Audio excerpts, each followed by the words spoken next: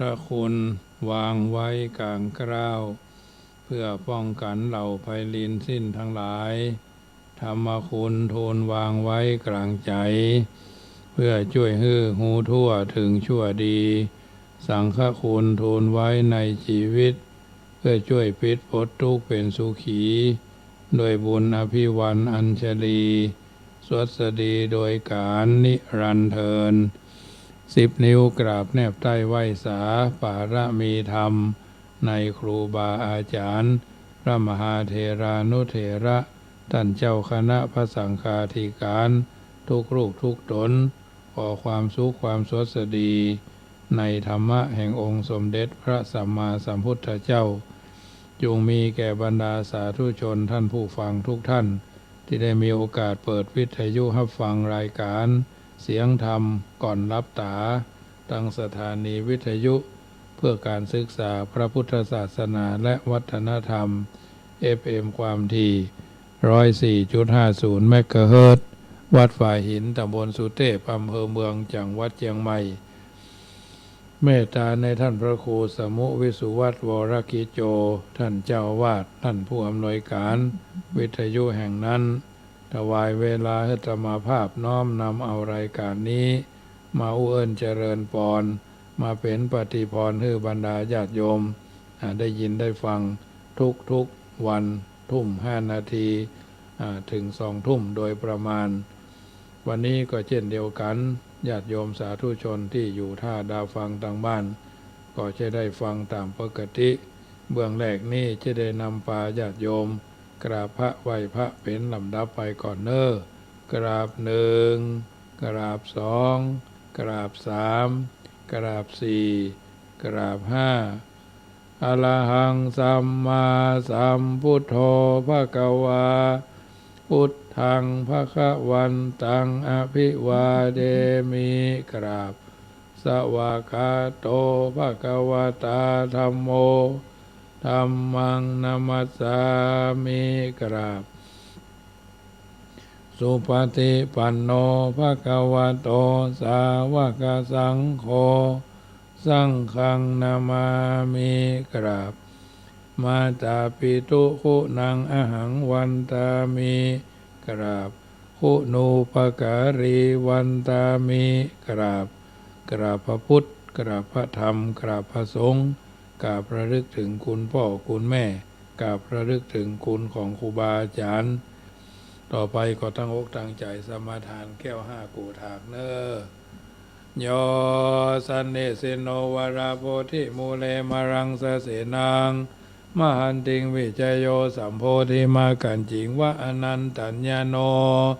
โลกุตตโมตังปันนามามิพุทธังอะตังกิโกอริยปัตโธยะนานังโมคปะเวสายาอุจุกะมะโกอายังสันติกโรตุตัสโสนโยปนิยานิโกตังปันนามามิธัมมังสังโฆวิสุทโธวราตคินโยสันตินทาลิโยสัพพมาราปาหิโนคุเนหิเนเกหิสมิติปโตอนาสโวตังปันนามามิสังฆังนามามิพุทธังคุณาสากลันตังนามามิธัมมังมุนีราจเตสิตังนามามิสังฆังมุนีราชสาวกังอัจจโยโนพันเตอจักกมายะถาภเลยะถามูลเหยะถากุสเลเยไม่ยังบุตธธรรมสังฆสังฆเตสุติรัตเนสุอาทิเทวาปัจจุปันเนวาอวิวายะดิวาราโหวากายเยนะวาวาจายะวามานาสาวาปะมาตังวากาลวังวากาสิมหาดิสวายะตาธัมมังปฏิกาโลมาเตสันโนพันเตพุทธาธิรัตนาปัญจกังอนุกัมปังอุปาทายะอัจจยังอาจายโตปฏิกานันโตขมันโตอายติงสังวริสามานาปุเนวังกาลิสามาพุทธปูจามหาเตจาธรรมปูจามหาปัญญาสังฆปูจามหาราภาปูจาระเหปูจายโตพุทเทยติวาสาวะเกปปัญจสมาธิกันเตติเนโสกาปริเทเวเตถาทิเสปูจายโตนิพุเต อากูโตภเยนะสกกาปุญญสังฆตุงอิเมตามาปิเกนะจิอิมินาอาเกตุปาปุภาราชาปุจากาลวะกะเมนะเมตยาพุทธสาทัสสนัญจาลภามหาเสยวานุปัจจโตพุทโธเมตโยเทวปูจิโตสังสาเลสังสารันโตปิอภเยนะขมามหาเสนิพานาปัจจโยทุโนนิจจังนะโมตัสสะภะคะวะโตอะระหะโตสัมมาสัมพุทธัสสะนะโมตัสสะภะคะวะโตอะระหะโตสัมมาสัมพุทธัสสะนะโมตัสสะภะคะวะโตอะระหะโตสัมมาสัมพุทธัสสะพุทธังสรณังกัจฉามิธัมมังสรณังกัจฉามิสังฆังสรณังกัจฉามิทุติยัมปิพุทธังสรณังกัจฉามิทุติยัมปิธัมมังสรณังกัจฉามิทุติยัมปิสังฆังสรณังกัจฉามิตติยัมปิพุทธังสรณังกัจฉามิตติยัมปิธัมมังสรณังกัจฉามิตติยัมปิสังฆังสรณังกัจฉามิสรณังกัมมานังติปิโสภะคะวะอะระหังสัพพุทโธสัพพัญญูทะยานโนธัมโมโลกุตตโรนาวาสังโฆมะคะปะละโตจาอิเจตังรัตนะทยังเอตัสสะอนุภาเวนะสัพพะอันตรายโยวินาสันตุโนติปิโสภะคะวะอะระหังสัมมาสัมพุทโธวิชาจารณะสัมปันโนสุขโตโรกาวิทูอนุตตโรปุริสธรรมสารติสัตตเทวมนุสานังพุทโธภควติสวากาโตภควตาธัมโมสันติติโกอากาลิโกเอหิปัสสิโกโอปนายิโกปัจจตังเวทิทัพโพวินโยหิติสุปฏิปันโนภควโตสาวกสังโฆอุจุปฏิปันโนภควโตสาวกสังโฆยายาปฏิปันโนภะคะวะโตสาวกสังโฆสามีจิปฏิปันโนภะคะวะโตสาวกสังโฆยติทังยัตตานิปุริสายุคานิอัตถาปุริสาภุคลาเอสาภะคะวะโตสาวกสังโฆอะหุนายโยปะหุนายโยตักขินายโยอัญชลีกะลานิโยอนุตตลังปุญญเขตังโลกัสสติกุศลธรรมากุศลธรรมาพยากตธรรมาสุขายเวทนายาสัมปยุตตธรรมาสุขายเวทนายาสัมปยุตตธรรมาอทุกขมสุขายเวทนายาสัมปยุตตธรรมาวิปากธรรมาวิปากธรรมะธรรมา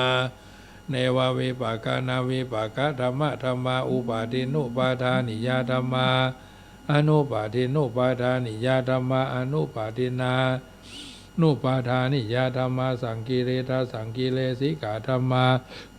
สังกิเลทาสังกิเลสิกาธรรมาสังกิเลถาสังกิเลสิกาธรรมาสวิตากาสวิจาราธรรมาอวิตากาวิจารมาตาธรรมาอวิตากาวิจาราธรรมาปิติสหคตาธรรมาสุขสหคตาธรรมาอุเบกขาสหคตาธรรมาทัสสเนนะปะหะทัปปะธรรมาภาวนายะปะหะทัปปะธรรมาเนวะทัสสเนนะนะภาวนายะปะหะทัปปะธรรมาทัสสเนนะปะหะทัปปะเหตุกะธรรมาภาวนายะปะหะทัปปะเหตุกะธรรมาเนวะทัสสเนนะนะภาวนายะปะหะทัปปะเหตุกะธรรมาอาจยคามิโนธรรมาอัปปัจจยคามิโนธรรมาเนวะจยคามิโนนาปัจจยคามิโนธรรมาเสขาธรรมาอาเสขาธรรมาเนวะเสขานาเสขาธรรมาปริตตธรรมามาคันตธรรมาอภมานาธรรมาปริตตรัมมนาธรรมามหคัตตรัมมนาธรรมาอภมานารัมมนาธรรมาหินาธรรมามัชฌิมาธรรมาปณิตาธรรมามิจตานิยตาธรรมาสัมมตานิยตาธรรมาอนิยตาธรรมามัคการมนาธรรมามัคคะเหตุกะธรรมามัคคะทิปติโนธรรมาอุปนาธรรมาอนุปนาธรรมาอุปาทิโนธรรมาอติตาธรรมาอนาคตาธรรมาปัจจุปนาธรรมาอติตารัมมนาธรรมาอนาคตารัมมนาธรรมาปัจจุปนารัมมนาธรรมาอาจตาธรรมาปะหิทาธรรมาจัตตาปะหิทาธรรมาจัตตารัมมนาธรรมาปะหิทา รมณธรรมาอาจาตาปหิทารมณธรรมาอาสานิทัสสนาสัพพติกาธรรมาอนิทัสสนาสัพพติกาธรรมาอนิทัสสนาปฏิกาธรรมากุศลธรรมากุศลธรรมาพยากตธรรมากตเมธรรมากุศลยัสสมิงสมัยเยกามาวจารังกุสรังจิตังอุปนังโหติโสมนัสสะสหกตังญาณสัมปยุตังรูปารมนังวาสัทธารมนังวาคันธารมนังวารสารมนังวาโพธพารมนังวาธรรมารมนังวายังวาปนารพัตสมิงสมัยเยภัสโสโหติอวิเคโปโหติเยวาปนาตสมิงสมัยเยอัญเยปิอธิปติจสมุปปนาอรูปิโนธรรมาอิเมธรรมากุสลาปัญจกันธารูปกันโธเวทนากันโธสัญญากันโธสังขารกันโธวิญญาณกันโธตถาคตโมรูปกันโธยังกินจิรูปังอติฐานาคตปัจจุปันนังอาจตังวาพหิทธาวาโอลาลิกังวาสุขุมังวาอินังวาพนิตังวายังทุเรวาสันติเกวาทัเทกจังอภิสัญโยหิตัวอภิสังคีปิตัวยังวุจติรูปกันโธสังฆาโหอสังฆาโหสังฆาหิเตนะอสังฆาหิตังอสังฆาหิเตนะสังฆาหิตังสังฆาหิเตนะสังฆาหิตังอสังฆาหิเตนะอสังฆาหิตังสัมปโยโควิปโยโคสัมปยุเตนะวิปโยตังวิปโยเตนะสัมปยุตังอสังฆาหิตังชาปัญญติโยขันธปัญญติอายตนะปัญญติธาตุปัญญติสัจจปัญญติอินทริยปัญญติปุคาราปัญญติกิตาวตาปุคลานังปุคาราปัญญติสะมยะวิมุตโตอาสะมยะวิมุตโตกุปธรรมโมอกุปธรรมโมปริหานะธรรมโมอปริหานะธรรมโมเจตนาภโพอนุรักขณาภโพปุถุชโนโคตระภูพยุปรโตอนิยโตอนิยโตปฏิปันนโกภะเรทิโตอรหัตายะปฏิปันโนปุคโลอุปรปติสัจจิกตาปรมัตเถนาติอมันตโยสัจจิกโตปรมัตโตทัตโตโสปุคโลอุปรปติสัจจิกตาปรมัตเถนาตินาเอวังวัตตเปอาจานาหินิกาหังอัญจิปุคโลอุปรปติสัจจิกตาปรมัตเถนาเตนะวัตเรวัตตเปโยสัจจิกโตปรมัตโตทัตโตโสปุคโลอุปรปติสัจจิกตาปรมัตเถนาติมิจฉาเยเกจิกุสลธรรมาสัพเพเตกุสลมูราสัพเพเตกุสลมูราเยวาปนะกุสลมูราสัพเพเตธรรมากุสลาเยเกจิกุสลธรรมาสัพเพเตกุสลมูเลนะเอกมูลาเยวาปนะกุสลมูเลนะเอกมูลาสัพเพเตธรรมากุสลาเหตุปัจจโยอารมณปัจจโยอธิปติปัจจโยอนันตรปัจจโยสมานันตรปัจจโยสหชาตปัจจโยอัญญมัญญปัจจโยนิสยปัจจโยอุปาณิสยปัจจโยปุเรชาตปัจจโยปัจจจาตปัจจโยอาเสวนาปัจจโยกัมมปัจจโยวิปากปัจจโยอาหารปัจจโยอินทริยปัจจโยฌานปัจจโยมรรคปัจจโยสัมปยุตตปัจจโยวิปยุตตปัจจโยอธิปัจจโยนาทิปัจจโยวิคาตปัจจโยอวิคาตปัจจโยสาธุพระปัญญาปาลาเม30ตัสสาธุพระปัญญาปาลาเมวัดแวดล้อมวิริยาปาระมีออมระวังดีศีลปาละมีบางหอกบางดาบเมตตาปาละมีป่าแพ้ตั้งปืนตาหน้าปาละมีคือเป็นผืนดังต่อ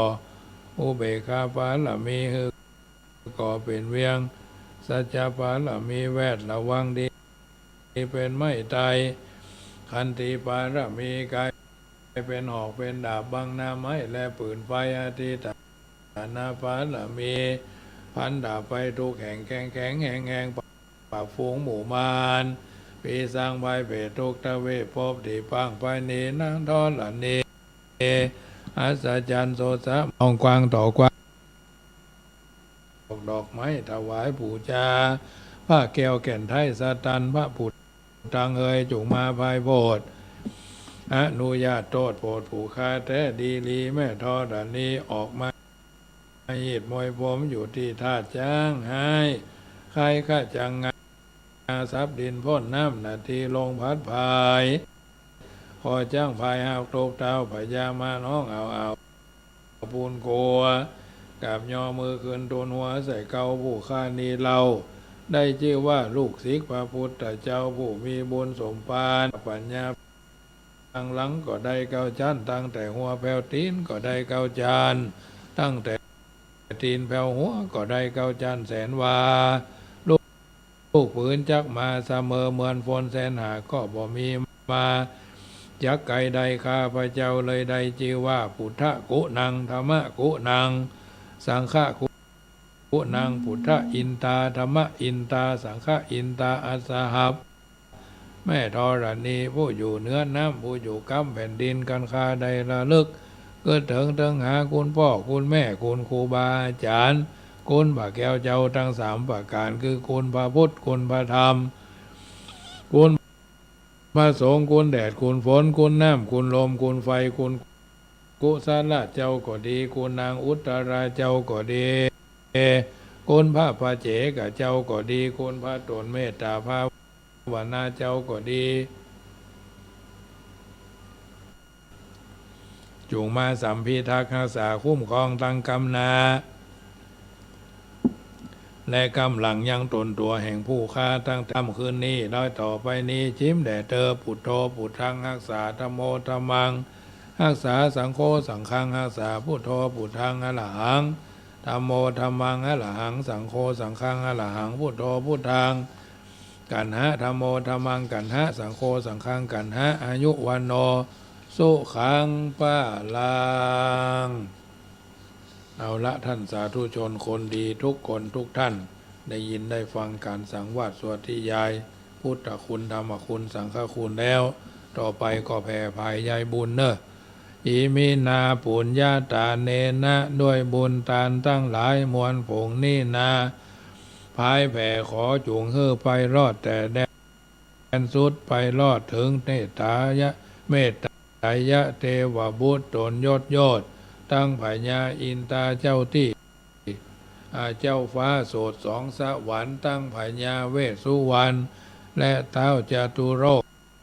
คือพญาทัตตะลัทธะโสดสวัสดีพญาเวรุณหะสลีองค์อาจพญาวิรูปัคราชา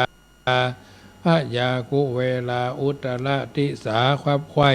ด้วยเตจะบุญน้อยใหญ่พละผลขอจุงไปฮอดเทวบุตรเทวดาตั้งกรมจตุทิสาตลอดเงี้ยงน้ำหยาดพัทวีถึงทอดานีเชื้อเท้าลือโลกตั้งน้อยนางน้อยโสดโสน้อยโศกกรรมทะรวงภริยาพวงทุลีตั้งบุตตาบุตตินาดน้อยบ่อกิ่งห้อยขวบกับหายขอเทวดาตั้งหลายสักขีหมายเที่ยงมั่นคือว่าอาทิตย์จันทร์อังคารพุธพัดศุกร์เสาร์ราหูเกตนักขัตฤกษ์วิเศษทั้งหลายจุงฮือกุศลนี้นะ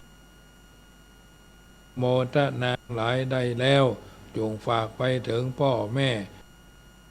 ที่มวยมิ่งมิตรอันเสี่ยงชีวิตหากสูญหายตั้งปู่ย่าตายายครูบาอุปชายอาจารย์น้อยใหญ่ขอกุศลนี้ไต่ตามตันตั้งภริยาลูกหลานเผ่าพงพันธุ์ผงอันตายไปอนันต์อเนกจุงฮือปากฏเกิดเป็นเครื่องทิพเทตันตีหล่อนได้ตายไปเป็นเพศเป็นผีทุกการีนารกใหญ่ขอกุศลนี้ไฟนำหาตั้งสัพพะสัตตาน้อยมากขอถวายกุศลนี้ไปฮอดจุงฮือไปรอดถึงเสวยผลขอฮือได้พ้นทุกข์อันคัดสนจุผู้ขอเทวดา หู้เมื่อหยาดน้ำหมายตาลนั่นจุงจักมีแท่งแท้ดีหลีบ่อเต้าแต่นั่นผู้ฆ่าทั้งหลายก็กลัวเป็นโทษด้วยกายกรรมวจีกรรมมโนกรรมผู้ฆ่าทั้งหลายจ่อจุงได้ของขวายพร่ำพร้อมโลกแต่งน้อมนำมายังบุภาราชาดวงดอกเข้าตอกดอกลำเข้าตอกพร้อมลำเตียนมาวางไว้ในที่ใกล้สมุขีฐานเพื่อจักถวายปูจาตานขอสุมาน้อมขาบตามปาฐบาทคาถาว่าอาภาเลยะถามูลเอยะถากุสะเลเยมะยังพุทธธรรมสังฆสังฆเตสุรัตเนสุอธิเทวาปจุปเนวาอวิวายะทิวาละโหวากายเยนะวาจายะวามะนาสาวาสุทินังสัพปังโตสังขามานโตโนเอาละญาติโยมสาธุชนคนดีที่ยายพุทธคุณธรรมคุณเรียบร้อยวันนี้ก็เป็นวันโกนเนาะวันพุธก็เป็นวันศีลวันพระวันแห่งการทำบุญสุนทรทานที่เฮาท่านทั้งหลายจะเดินทางชีวิตถูกต้องท่องแท้เดินทางชีวิตโดยมีหลักยึดหลักประพฤติเป็นลำดับลำดาที่เฮาท่านทั้งหลายได้เกิดมาเป็นชาวพุทธมาพบพระพุทธศาสนาได้หู้ได้หันได้เข้าใจสิ่งต่างๆเหล่านี้ก็เดินทางไปเรื่อยๆจนกว่าจะสะดุดยุดลงณตรงนั้นตรงนี้เอาท่านทั้งหลายมีวิถีชีวิตด้วยการเดินทางชีวิตของเอาแต่ละคนแต่ละท่าน ก็ถือว่าเป็นมงคลกับตัวกับตนชีวิตคนเฮามีความนิยมต่างๆกันในชั่วชีวิตของคนหนึ่งกว่าจะตายย่อมมีความนิยมหลายอย่างเปลี่ยนแปลบ่คงที่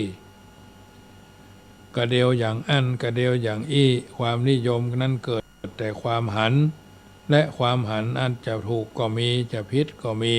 อย่างที่ห้องว่าหันกงจักเป็นดอกบัวก็นับว่าเป็นความหันผิดหันกงจักเป็นกงจักหันก็ดอกบัวเป็นดอกบัวก็ห้องว่าหันถูกแต่ถ้าหันดอกบัวเป็นกงจักก็เป็นความหันผิดที่ร้ายเหมือนกันคือพอๆกันกับหันกงจักหันดอกบัวนั่นเองปอดใจไม่ยิงตกลงเข้าร่วมบ้านร่วมจองร่วมหอร่วมเฮือนก็เพราะว่าได้พอกันแล้วว่าดีบางเตื้อพ่อแม่ญาติพี่น้องช่วยพอด้วยซ้ำและก็เกิดความฮักใคร่กันขึ้นต่อมา ก็จืดจางห่างหายแตกแยกกันไปเมื่อก่อนจะได้อยู่ด้วยกันนั่นบางคนก็ชมเชยกันแบบต่างๆนานาฝ่ายชายก็ชมฝ่ายหญิงว่าเป็นแม่พระฝ่ายหญิงก็ชมพ่อใจว่าเป็นพ่อพระชมกันไปชมกันมาเป็นพระแท้ๆคือบางกู้เป็นเมียดีเมียเป็นคนดีแต่ผัวเป็นพระเพิงเผาเมียหื้อเดือดร้อนเช่นชอบแอวเมื่อค่ำยามคืนอยู่บ้านบัดติดแอวขึ้นแอวล่องเล่นการพนันขันต่อเมาเหล้าเมายาละทั้งหลังเป็นหย่อมหญ้าเอาตังล่าเป็นตองไปเมียเนี่ยการหมู่บ้านบางกู้ผัวเป็นคนดีแต่เมียเป็นพระเพลิงเผาผัวหื้อเดือดร้อนมีความประพฤติชั่วหันที่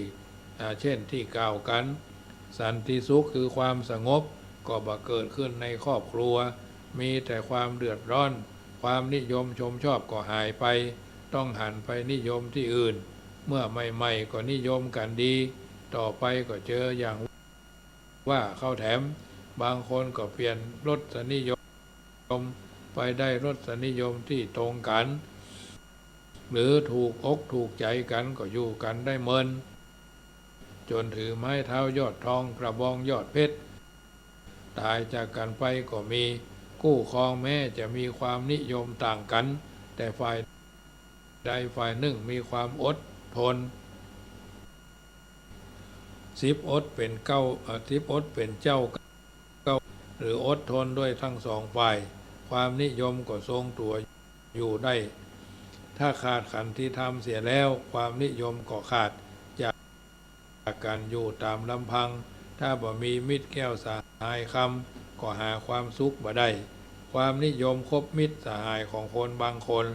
ก็อาจจะมีนัยยะอันเดียวกันมีผัวมีแต่งตัวของคนแต่ก่อนกับคนสมัยนี้ก็ผิดแปลกแตกต่างกันไปนักสมัยนี้บางคนบ่เคยหันนุ่งผ้าโจงกระเบนบ่เคยหันนุ่งผ้าสิ้นผ้าถุงเมื่อไปไหนเมื่อไปหันเปิ้นเขาก็จี้มือให้คนดูไข้หัวคิกคอกก็มีโดยหันเป็นของคบขันตลกปกฮาถ้าคนแต่ก่อนที่ตายไปแล้วเมินพลิกฟื้นขึ้นมาอ่านคนถึงวันเนี้ยแต่งตัวกันลุ่มล่ำวินหน้าวินหลังวากวินก็คงจะไข้หัวต้องคดต้องแข็งไข้หัวแทบตายเป็นแน่แม้รูปถ่ายของคนแต่ก่อนที่แต่งตัวด้วยผ้าอาภรณ์ต่างๆเรียบร้อยเมื่อเขาพอดูในเวลานี้จะดูพิลึกกึกกือเหมือนกันละอ่อนไทยที่เอาไว้จุกไว้บ่มบนหัวเปิดตัวตั้งบนใส่เพื่อปิดท่อนล่างก็หาดูบ่ค่อยจะได้เวลานี้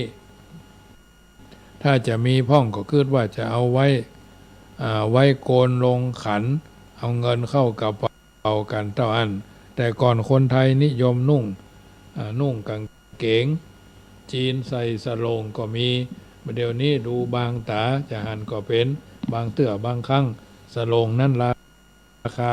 แต่ก่อนก็เพียงบาท2 บาทก็ดูกันได้ใจกันได้ใจกันดีสิ่งที่นิยมในเวลานี้ก็คือแว่นตานาฬิกาปากกาบางคนบักแก่และสายตาก็บ่สั้นแต่ดัดจริตใส่แว่นเรแบนก็มีบางคนมีปากกาเน็บกระเป๋าเสื้อกระเป๋ากางเกงแต่เขียนหนังสือบ่ได้ก็มีบางคนมีนาฬิกาผูกข้อมือแต่ดูนาฬิกาบ่เป็นที่เขามีไว้ก็เพราะว่าหวังอลังการของเขานั่นเองอันที่จริงทุกคนชอบสวยชอบงามด้วยกันทั้งนั้นชอบสวยชอบงามด้วยกันทั้งนั้นก็จำเป็นจะต้องปรับเนื้อปรับตัวปรับจิตปรับใจ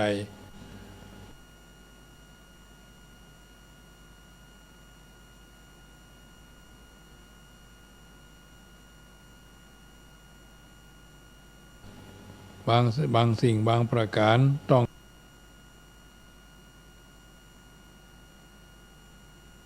การจะมีเกียรติยศโดยบ่ได้คิดว่าตนได้ทำบาปอย่างร้ายแรงคนนิยมคนบางคนก็มีค่า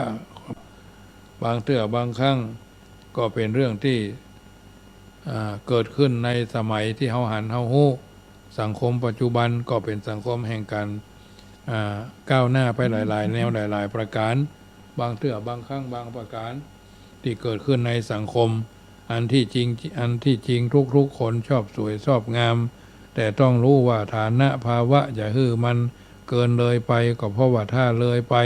คนก็ไข้หัวเราะเยาะเอาถ้ายิ่งขอยืมเขามาก็ต้องเป็นหนี้เป็นสินมาสวมมาใส่นะผู้ที่เป็นนักบวชบางท่านหันผู้อื่นนุ่งห่มผ้าที่ราคาแพงเป็นผ้าแพรผ้าป่านก็อยากจะห่มจะดองไปตามนั้นบางเทื่อญาติโยมยากจนบ่มีเงินจะซื้อฮื้อตามประสงค์ก็ยุให้ญาติโยมขายงัวขายควายขายตรงนั้นตรงนี้มาซื้อผ้าฮื้อความนิยมไว้ผมก็ดีหลายๆอย่างหลายๆประการบางทีบางครั้งมีการไว้ผ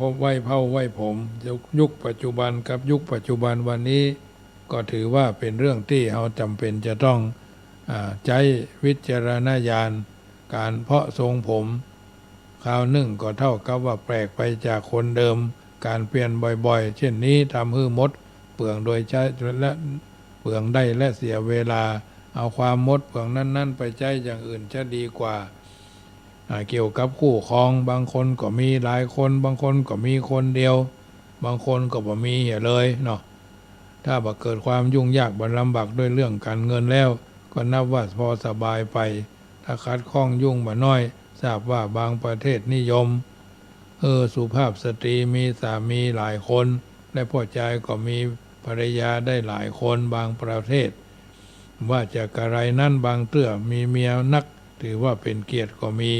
แต่ไม่ยิงมีผัวได้หลายคนบางคนเขาก็อาจจะถือว่าเป็นเกียรติได้เหมือนกันถ้ามาอย่างที่ผิดประเวณีนิยมอาจจะเสียค่านิยมไปก็มีหญิงที่มีผัวแล้วหลายคนถ้ามีลูกขึ้นมาก็มาฮู้ว่าลูกของไผภาษิตไทยมีว่ามีพ่อคุ้มตัวมีผัวคุ้มภัยเนาะถ้าลูกบ่มีพ่อก็ลำบากยิงหาผัวเป็นลักแหล่งบ่ได้ก็ภัยอยู่รอบด้านมีผัวเหมือนชัดแก้วอันกั้นเกตงามหน้างามเนตรทุกเวลาสมเด็จพระนางมัตสีตรัสไว้ดังนี้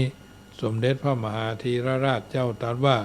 นารีแม้ไร้ศัพท์พระภูษาภูสนาผัวก็เป็นอาภรณ์พิราชแม้ไร้ซึ่งพันดางามเหือดถึงจะแต่งรัตนมาศไปพร้อมโสภาอันใดที่โลกนิยมถ้าฝืนโลกก็มดนิยมแต่ความนิยมของโลกจะเอาเป็นแน่เป็นนอนเป็นมั่นเป็นหมายก็บ่ได้อาจจะผิดก็มีอาจจะถูกก็มีโลกนิยมแล้วควรทำก็นิยมตัวเองก็ใจได้ทุกวันนี้คนชอบดื่มชอบไปสังสรรค์เฮฮากันร้านนั้นร้านนี้กันมากดื่มสุรานารีสิ่งเสพติดหลายๆอย่างแต่ที่จริงความนิยมดื่มสุราเมรัยนี่เป็นเรื่องมีมาเมินแล้วพระพุทธเจ้าตรัสว่าการดื่มสุราเป็นประตูไปนรกและเรื่องอย่างนี้ก็มีคนฮู้กันมาเมินแล้วแต่ก็ยังมีผู้นิยมดื่มกันเป็นจำนวนนักรสชาติก็บ่ดีวิเศษกันไปอย่างใดเพราะว่าเหล้าใส่ข่าเอาจะสังเกตเขาดื่มหรอเอาไปบึกเป็นค่าเคอกันนะเปิ้นห้องว่าเหล้าใส่ข่าเนาะแต่ที่คนชอบดื่มก็หันจะเป็นเพราะความเคยชินกินบ่อยๆเข้ามันก็ติดเท่านั้นเองเมื่อติดนักเข้าก็ถอนตัวบ่ขึ้นบางคนเนี่ยปวดท้อลุกมาบ่ล้างหน้าล้างตาแล้วขอได้บึกก็คงจะดีบางคนว่า3 เดือนเลิกได้ออกว่าษาเล่นเหี่ย9 เดือนก็นักแก่เพราะฉะนั้นขี้แตกก็กินจนขี้แตกขี้แตนก็มีสุมาเถอะกินกับสมกับอดที่มา3 เดือนนั่นเองอันที่จริงถ้าอดเมื่อออกพรรษาแล้วจะได้บุญนักกว่าอดในพรรษาพอออกพรรษาแล้วมีเวลาอดถึง9 เดือนในพรรษามีเพียง3 เดือนพ่อแม่ที่ชอบดื่มเหล้าจะบ่ฮื้อลูกพอใจไปโดยย่อมเป็นของยากเพราะพระพุทธเจ้าตรัสว่าพ่อแม่เป็นเพื่อนของลูกในบ้านเมื่อเพื่อนนั่งกินเหล้ากันอยู่จะห้ามบ่ฮื้อเพื่อนกินอย่างใดได้เพราะเพื่อนคงน้ำลายไหลอยากจะลองดูพ่องเป็นนั่นเป็นนี้ถึงการเอาการเอางานกับคนขี้เมานั่นน่ะในระยะพรรษาพอได้ความพ่องพอออกพรรษาแล้วบ่ได้เรื่องกิจการต่างๆที่กันในระยะพรรษาเขาลืมหมดพอถึงบ่ลืมก็เหมือนลืมเพราะเวลาของเขาบ่มีในเรื่องที่กันไว้เพราะมัวพะวงแต่สุรานารีบางทีก็แถมพาชีกีฬาบัตรเข้าตัวยนี่ถึงคนเมาบางคนเท่านั้นบางคนอาจจะบ่ลงลืมก็ได้และคนขี้เหล้าบ่ขาดสตินั้นบางเตื้อก็มีน้อยเมื่อสงครามโลกครั้งที่2ใกล้จะเสี่ยงจะสุดลงเมืองไทยนิยมรำวงกันนักดูเหมือนทหารทางการก็สนับสนุนโดยในย่าว่าเพื่อให้ความทุกข์ดับหายไปเพราะเมื่อรำกันไปได้กินไปให้ได้กินไปไอกันไปเพื่อให้นัดกันและให้ได้นัดแนะกันก็จะมีความสุขตามโรงเรียนต่างๆครูฮัดให้นักเรียนลำเหมือนกันเคยหันครูสาวๆฮัดให้ละอ่อนน้อยๆลำประเดี๋ยวนี้ก็ลำวงดูซาไป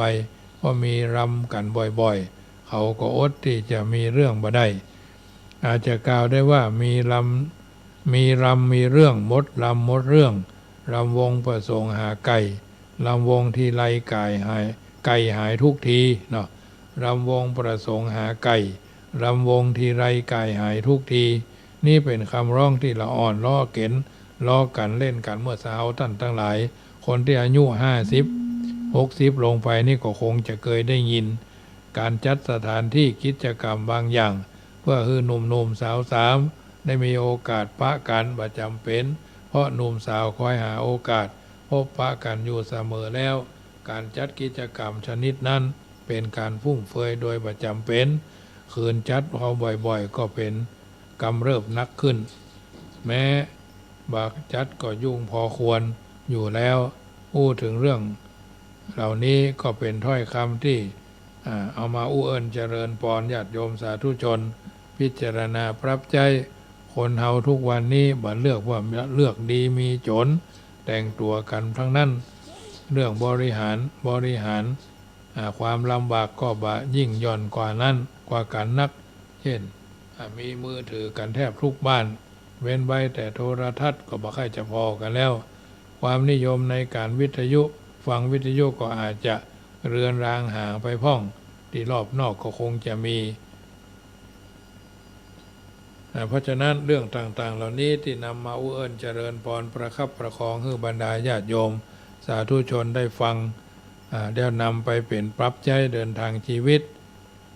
เรื่องของสัตว์เลี้ยงเรื่องของกันนะมีหลายบางคนชอบเลี้ยงหมาบางคนชอบเลี้ยงแมวบางคนชอบเลี้ยงปลาบางคนก็ชอบเลี้ยงนกสัปปะอุตสาห์ซื้อหาด้วยราคาแพงๆเอาสิ่งสาราสัตว์หมู่นี้เป็นลูกเป็นเต้าก็มีตื่นขึ้นมาก็นั่งจับกลุ่มดูปลาตื่นขึ้นมาก็อาบน้ำฮือไก่ตรงนั้นตรงเนี้ยจึงมีคำกล่าวว่าขี้ไก่ลูกเจ้าขี้เหล้าลูกขวายคนอยู่บ่ได้ก็อูเหล่าหน้าจาขวัญกันไปตามนั่นเพราะฉะนั้นอันนี้เป็นเรื่องที่นำมาอุเอิญเจริญพรบางทีบางครั้งเฮาท่านทั้งหลายอาจจะตันยุคบัตันยุคก็ถือว่าเป็นค่านิยมที่อยู่ในสังคมความนิยมของคนเฮามีหลายชนิดจะยกขึ้นกล่าวบางประการแต่ก่อนนั้นชาวพุทธนิยมฟังเทศน์ฟังธรรมมีการไปฟังเทศน์ฟังธรรมตรงนั้นตรงนี้คนก็นิยมไปฟังกันแม่นศาลากันก็นิยมทำนองก็คือกันนั่นกันนี้ปัจจุบันวันนี้เหตุการณ์บ้านเมืองก็เปลี่ยนแปลงไปตามนั้นความนิยมในเรื่องเครื่องรางของขลังบางคนก็ทำสิ่งนั้นสิ่งนี้ชอบตรงนั้นตรงนี้คนความนิยมอย่างอื่นๆสุดท้ายจะขอยกนิยมแถมอย่างหนึ่งซึ่งจะนิยมหรือไม่ก็ตามแต่ต้องนิยมคือนิยมธรรมนิยมคือธรรมนิยามที่พระพุทธเจ้าตรัสไว้ว่าสังขารทั้งหลายทั้งปวงบ่เที่ยงสังขารทั้งหลายทั้งปวงเป็นทุกข์สังขารทั้งหลายทั้งปวงบ่ใช่ตัวบ่ใช่ตนลักษณะ3ประเภทนี้นี่เป็นที่นิยมแท้คือกำหนดลงไปแน่นอนความบ่เที่ยงเป็นทุกข์นี้คนอู้กันมาเมินนานก่อนพุทธกาลแล้วแต่ความเป็นอนัตตาก็บ่ใช่ตัวตนเนี้ยพระพุทธเจ้าทรงค้นได้และทรงแสดงเปิดเผยปรากฏแก่โลกชีวิตบางคนในโลกนิยมต่างๆกันแต่กรณีนิยม3ประการคือไม่เที่ยงเป็นทุกข์เป็นอนัตตาก็บ่พ้นจึงนำมาอู้เอิญเจริญพรให้ท่านทั้งหลายได้ยินได้ฟังไปนำไปปรับใจเดินทางชีวิตบ่ให้เกิดความเดือดร้อนห้อนใจกับตัวกับตนเป็นลำดับไปญาติโยมคำว่าวัฒนธรรมก็เหมือนกันวัฒนธรรมพิธีกรรมพื้นบ้านท่านทั้งหลายคงจะรู้ดีว่าความเจริญที่มนุษย์ทำให้เกิดขึ้นเพื่อนห้องว่ามรดกทางสังคมคือบรรพบุรุษได้ร่วมกันจัดกันทำขึ้นแล้วก็มอบเพื่อเป็นสมบัติของอนุชนสืบกันมาก็มีวัฒนธรรมความเจริญทางวัตถุความเจริญทางจิตใจความเจริญทางวัตถุนั้นก็เช่นมีการอยู่ดีกินดีที่อยู่อาศัยดีเครื่องนุ่งห่มดีเครื่องอุปโภคบริโภคดีตลอดถึงวิชาความรู้สถานที่ห้ำเฮียนมีวิทยาฐานะอย่างดังนี้เรียกว่าเป็นความเจริญทางวัตถุความเจริญทางจิตใจนั่นก็ได้แก่ความเป็นผู้มีเมตตากรุณาหรือว่ามีความสันโดษ มีความกตัญญูกตเวทีมีความบริสุทธิ์มีความสุจริตอันอย่างก็ตามอย่างนี้เรียกว่าความเจริญในด้านจิตใจในสมัยปัจจุบันเขาจะอยู่โดดเดี่ยวตามลำพังบ่ได้ต้องมีการติดต่อกันเพื่อนเขาว่าอยู่คนเดียวสบายแต่ไม่สนุกอยู่ร่วมสองครองทุกข์สนุกแต่ไม่สบายถ้าหากว่าเขามีวัฒนธรรมบดีบ่ต้องกล่าวถึงส่วนรวมของประเทศชาติอย่างเฉพาะคนคนหนึ่งนี้ถ้าหากว่ามีกิริยาบดีมีกิริยาต่ำมีความประพฤติต่ำภายเขาก็บ่อยากจะมาสมาคมคบค้ากับเฮาโดยเพราะเขาหันว่าเขาเป็นคนต่ำบ่มีวัฒนธรรมถ้าว่าถึงประเทศชาติแล้วถ้าประเทศชาติไหนประเทศไหนชาติไหนมีวัฒนธรรมสูงมีวัฒนธรรมเจริญประเทศอื่นๆที่เขาจะมาติดต่อก็เกรงใจถ้าเขามีวัฒนธรรมต่ำเขาก็จะมาติดต่อกับเขาก็มาในฐานะเป็นนายหรือว่าอาจจะมาเป็นผู้บังคับบัญชาเฮาอาจจะบ่เกรงใจเฮาเพราะว่าเฮามีวัฒนธรรมต่ำกว่าเขาถ้าพอเสมอกันก็บ่กล้าจะมาลุกรานได้แสดงว่าเรื่องวัฒนธรรมนี้สำคัญบ่ใช่น้อยเคยได้ฟังเขาเล่ามาว่านักการทูตต่างประเทศมาติดต่อเรียกว่ามาลุกรานในประเทศเฮาสมัยรัชกาลที่5สมัยนั้นกำลังล่าเมืองขึ้นกันเล่าว่าประเทศฝรั่งเศสล่าเมืองขึ้นล่ามาจนถึงประเทศไทยถึงกับมายิงกันที่ป้อมพระจุลจอมเกล้าอันอย่างนั้นตกลงที่ทำสัญญาสงบศึกกันถ้าเฮาบ่สงบก็บ่ได้ต้องยอมแพ้เขาบ่อย่างนั้นก็เสียเอกราชเสียแล้วเมื่อถึงคราวทำสัญญาสงบศึกกับฝรั่งเศสเขาส่งทูตมาทำสัญญาสงบศึกทางฝ่ายประเทศไทยเฮาสมัยนั้นจัดทหารกองเกียรติยศไปรับทูตจัดเป็นแบบโบราณมีกองชนะแปรประโคมแห่พวกทูตมาอย่างพวกเขาคงจะเคยหันเช่นอย่างที่ใส่เสื้อแดงหมวกแดงกางเกงแดงสะพายกองชนะประโคมอย่างที่ห้องว่าเปิงพรวดอย่างนั้นแห่ทูตมาหมู่ทูตหันอย่างนั้นก็เข้าแล้วเอ่ยปากว่าโอ้จะชนะยากเสียแล้วคนพวกนี้เขาหันพวกเขามีวัฒนธรรมสูงเพราะฉะนั้นในเรื่องวัฒนธรรมนี้ถ้าหากเขาต่ำกว่าเขาก็ดูหมิ่นเหยียดหยามแต่ถ้าพวกเขาพอเสมอกันก็พอรักษาความเป็นไทยไว้ได้พอจะรักษาเอกราชไว้ได้ถ้าหมู่เฮาต่ำกว่าเขาก็มาในฐานะเป็นนายเฮามาในฐานะดูถูกดูหมิ่นเพราะฉะนั้นวัฒนธรรมก็มีความมุ่งหมายอย่างนี้ที่จัดให้มีการอบรมเกี่ยวกับวัฒนธรรมพื้นบ้านอย่างสถานีวิทยุเพื่อการศึกษาพุทธศาสนาและวัฒนธรรมวัดฝ่ายหินเป็นต้นอย่างที่เขากำลังนี่นะเพราะว่าวัฒนธรรมท่านคือคำนิยามไว้4อย่างคือความเจริญงอกงามความเป็นระเบียบเรียบร้อยความกลมเกลียวก้าวหน้าของชาติศีลธรรมอันดีของประชาชนนี้เรียกว่าวัฒนธรรมความหมายหลายหลักของวัฒนธรรมเพราะฉะนั้นเมื่อจำแนกลักษณะของวัฒนธรรมออกไปดังนี้แล้วมีอยู่4ลักษณะที่แสดงถึงความเจริญงอกงามอย่างที่1ลักษณะที่แสดงถึงความเป็นระเบียบเรียบร้อยอย่าง1ลักษณะที่แสดงถึงความกลมเกลียวก้าวหน้าของชาติอย่าง1ลักษณะที่แสดงถึงศีลธรรมอันดี